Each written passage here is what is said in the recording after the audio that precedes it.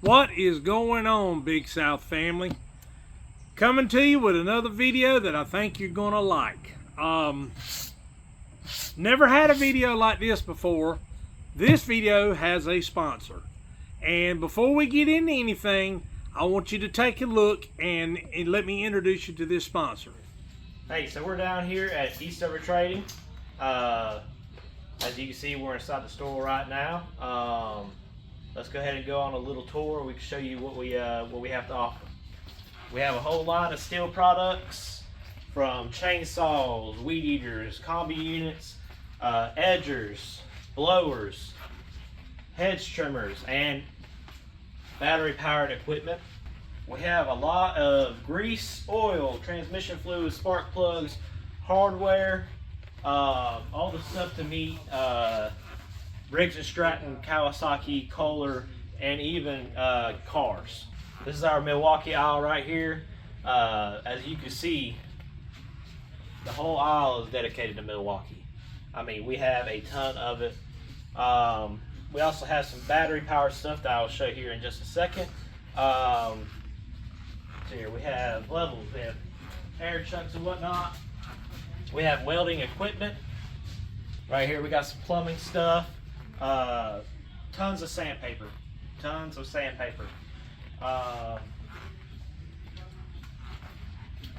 We have some painting. We have a little bit of everything. What kind of lawnmowers you sell?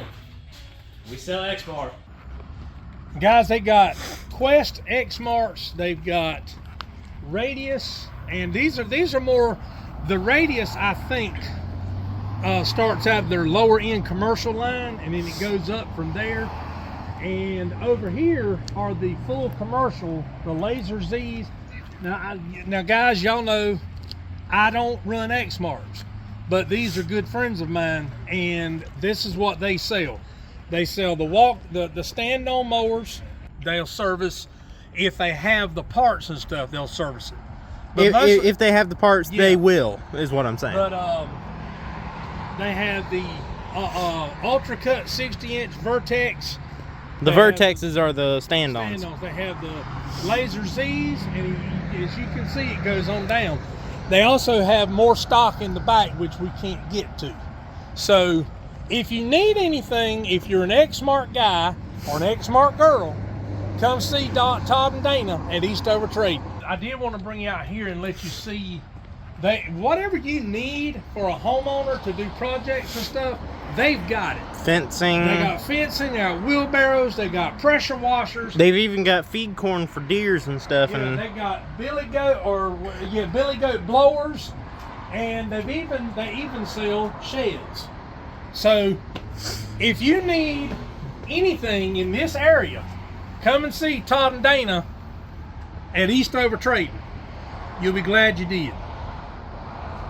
So, what did we work out? Well, I've known Todd and Dana Thurman for quite a number of years, probably 30, 35 years. They're great people.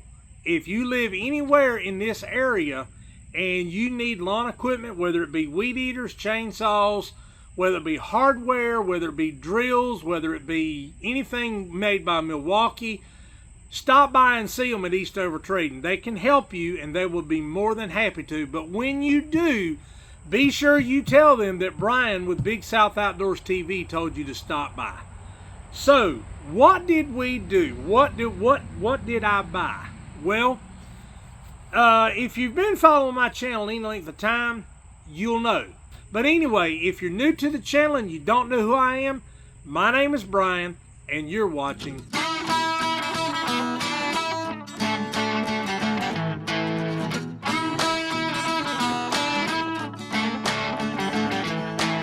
So what did we do? Well, I'll put a link in the description box below for the video that explains everything. I used to have a chainsaw and a Stihl MS 170. And I say used to because in the video that if you watch that video, matter of fact, I'll put a link. I will put a clip right here of using that chainsaw.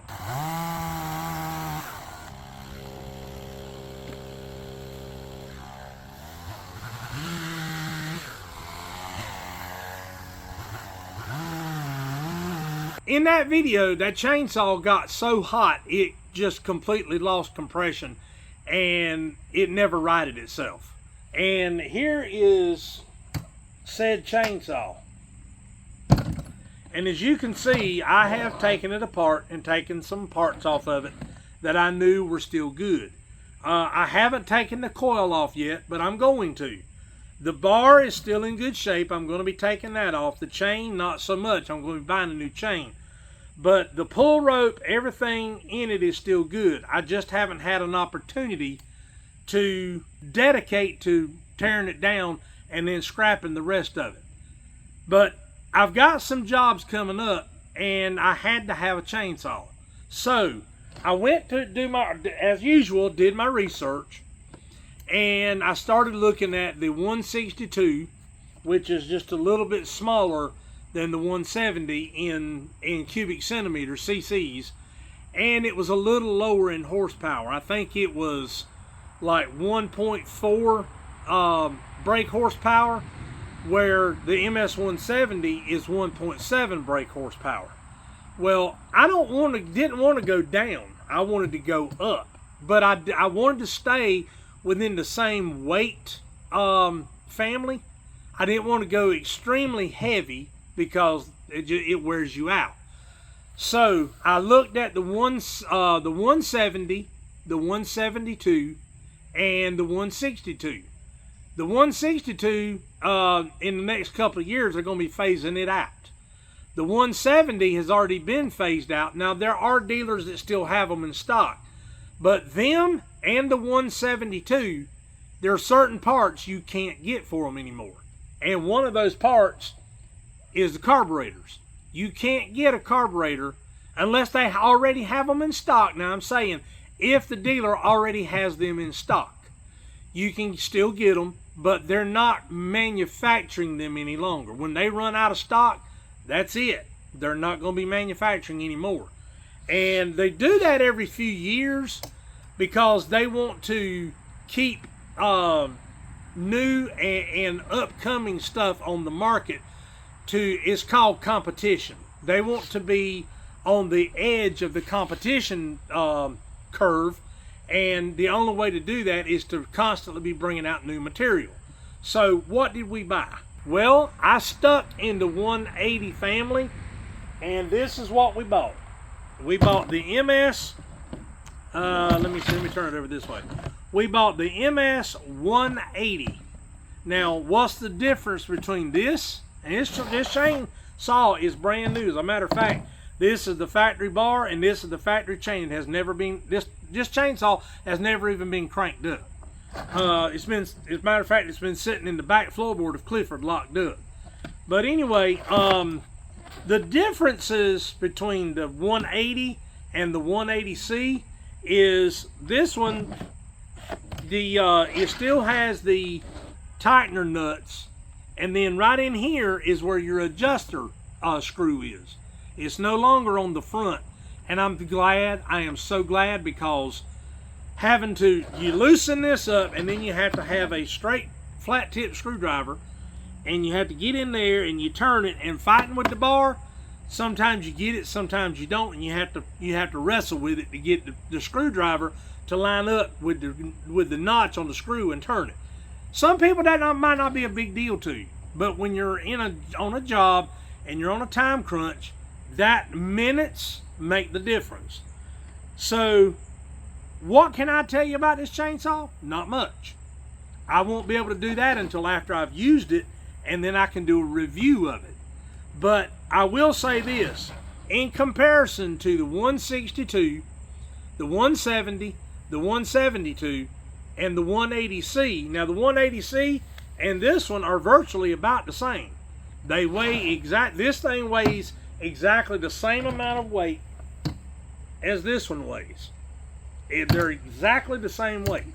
That's one of the main reasons I went with the 180. The other reason, the biggest reason why I went with the 180, was because this is one of the newer designs. Now, I am not one that's big on new designs. If you've watched my channel any length of time, you know what I'm talking about as far as the errands goes. I'm not one that's big into new designs. This is not a new model.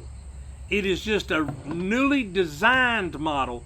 And Dana told me that I'm sorry, I said that wrong. Steve, that works at Eastover Trading. The one thing that Steve told me was different about this machine versus the 180C was the 180C doesn't have these. It has the thing you flip down and you just turn it, and then you flip it back down. Well, that and the fact that the gas caps, the 180C, I believe it has the flip top. I won't swear to that. So don't leave me comments in the comment section saying, no, you're wrong. It's the same ones. I didn't really look at it that detailed. I don't remember. So I'm saying that. But the biggest difference is the way the handle is designed. This thing, unlike this one and the 180, the 172, the 170 and 162, this one has, instead of having rubber grommets, it has actual springs for the shock absorption. And I don't know if that's going to make a difference or not. We'll find out. But what my plan is, I've got a job I've got to use this for, and I'm going to stick with the factory bar and factory chain, because I want to be able to give an honest assessment of the performance of this chain saw. And then once I do, I've got another big job coming up, and yes, I'll be filming that. I'm going to be putting a different bar and a carbide tip blade. Now, why would I do that? Well, this chain, and I'm just going to say it, I can't tell you over the years how many chains I have messed up, because even if you have the proper sharpening tool, if you sharpen this tooth different than you sharpen this tooth, it'll cause the chainsaw, the bar and the chainsaw, to start cutting like this. And I'm gonna be honest, I got sick of dealing with it. It's not that I was doing it wrong, but say this tooth right here, you sharpen this tooth, you go 1, 2, 3, or this way, 1, 2, 3, and then this tooth here is duller than this one, then you have to sharpen this one 4 or 5 strokes. Well, what happens is, if you take too much metal off of this one or too much metal off of this one, and you do that every 4 or 5 teeth, it's going to cut crooked. It doesn't matter. And I've had people that work in the logwoods. My buddy Hank used to. He said, I don't care what they tell you. Now let me stop right there. This guy has cut thousands of trees in his lifetime. He's a little bit younger than me, but like I said, he used to work in the logwoods, and he's felled trees, he's limbed trees, he's trimmed trees, he's done everything. He's driven the equipment. I mean, if anybody knows